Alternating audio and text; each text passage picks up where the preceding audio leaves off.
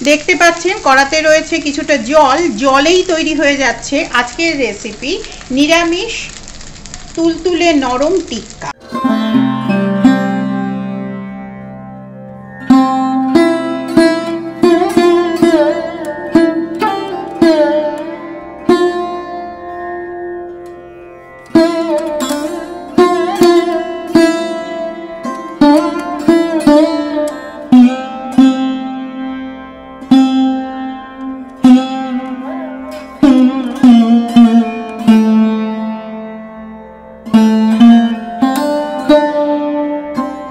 যে রেসিপি আমি বানালাম জল দিয়েই নিরামিষ কোফতা, আসুন দেখে নিন কিভাবে বানালাম আজকের রেসিপি পুজো স্পেশাল নিরামিষ জল দিয়ে কোফতা। পুজোর সময়তে আমরা বিভিন্ন রকম খাবার খাই, তার মধ্যে এই নোনতা স্ন্যাক্স কিন্তু অত্যন্ত সুস্বাদু একটি খাবার। তার জন্য আমি দেখুন এখানে অলরেডি আপনারা দেখেছেন কাঁচকলা সেদ্ধ করে নিয়ে এসেছি। এই কাঁচকলাটাকে আমি খুব ভালো করে প্রথমে হাত দিয়ে মেখে নিচ্ছি।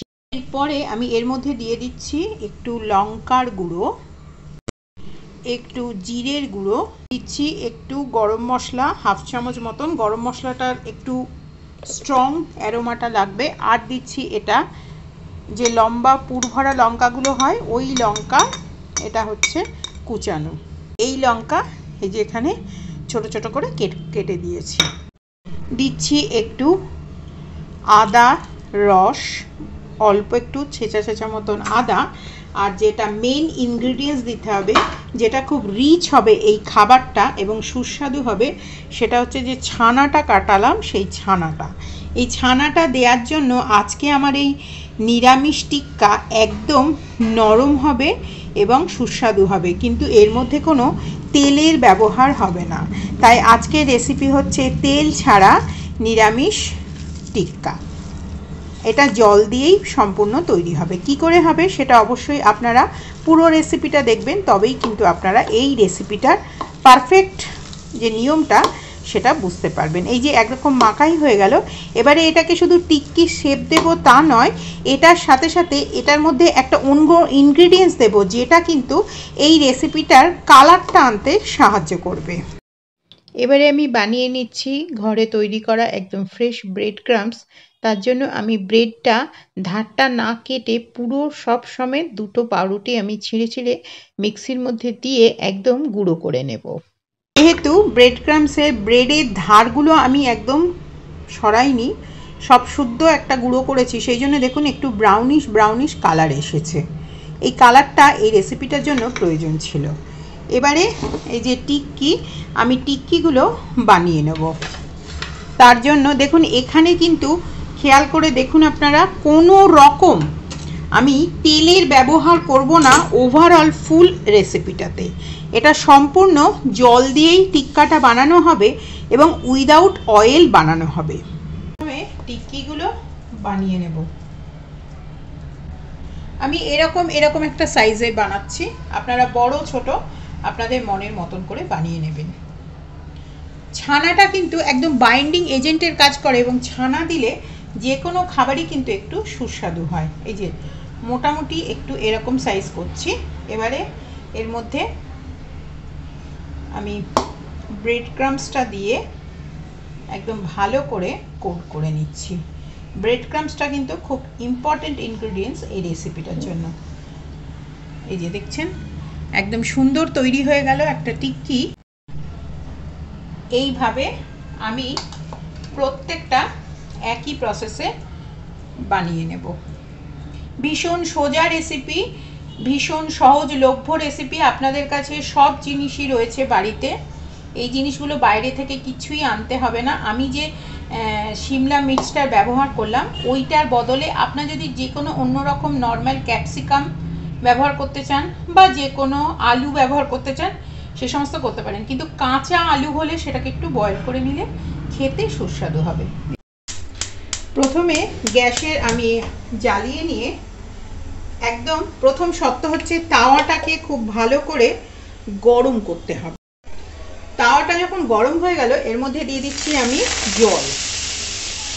এই যে জলটা দিয়ে দিচ্ছি, এই জলটা প্রথমে এই যে এরকম এই যে একটা ফুটন্ত জলটা রয়েছে এই অবস্থাতেই আমি এর মধ্যে দেখুন টিক্কিগুলো দিয়ে দিচ্ছি। এই জলটা ইভাপোরেট হবে, তার সঙ্গে উবে যাবে, তার সাথে সাথে টিক্কিগুলো এই গরম তাওয়াতে কিন্তু সেঁকা শুরু হবে।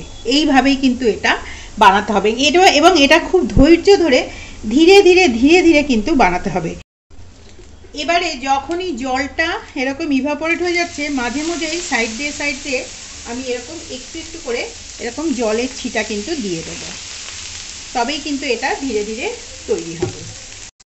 দেখতে পাচ্ছেন কড়াতে রয়েছে কিছুটা জল, জলেই তৈরি হয়ে যাচ্ছে আজকের রেসিপি নিরামিষ তুলতুলে নরম টিক্কা। দেখতে পাচ্ছেন একটা সাইড মোটামুটি হয়ে গেছে। তাওয়া এরকম যত এরকম ধোঁয়া উঠবে এবং যত তাওয়া গরম হবে তত কিন্তু টিক্কা সুন্দর হবে। এরকম নিত্য নতুন রেসিপি আপনারা দেখতে চাইলে আমার চ্যানেল পারমিতার পাকঘরকে অবশ্যই সাবস্ক্রাইব করে রাখুন, আর বেল আইকনটা কিন্তু অবশ্যই বাজিয়ে রাখুন, তাহলেই আপনারা পেয়ে যাবেন আমার চ্যানেলের ইনস্ট্যান্ট নোটিফিকেশান। আমি আমার চ্যানেলে অনেক নিত্য নতুন রেসিপি দিয়ে থাকি। একঘেয়ে রেসিপির বাইরে গিয়ে আপনারা অবশ্যই আমার এই রেসিপিগুলো ফলো করতে পারেন, যেটা আপনাদের স্বাস্থ্যের পক্ষেও ভালো এবং তার সাথে সাথে এটা মুখরোচক। তো কি হলো কি না, একদম তেল ছাড়া টিক্কা তৈরি হলো। তো দেখুন একদম পারফেক্ট টিক্কা কিন্তু তৈরি হয়েছে। একটার সঙ্গে আরেকটা উপরে রাখছি, তাতেও কিন্তু একদম টিক্কা ভাঙছে না, কিচ্ছু হচ্ছে না। দেখতে পাচ্ছেন একদম সুন্দর টিক্কা কিন্তু তৈরি হয়ে গেছে।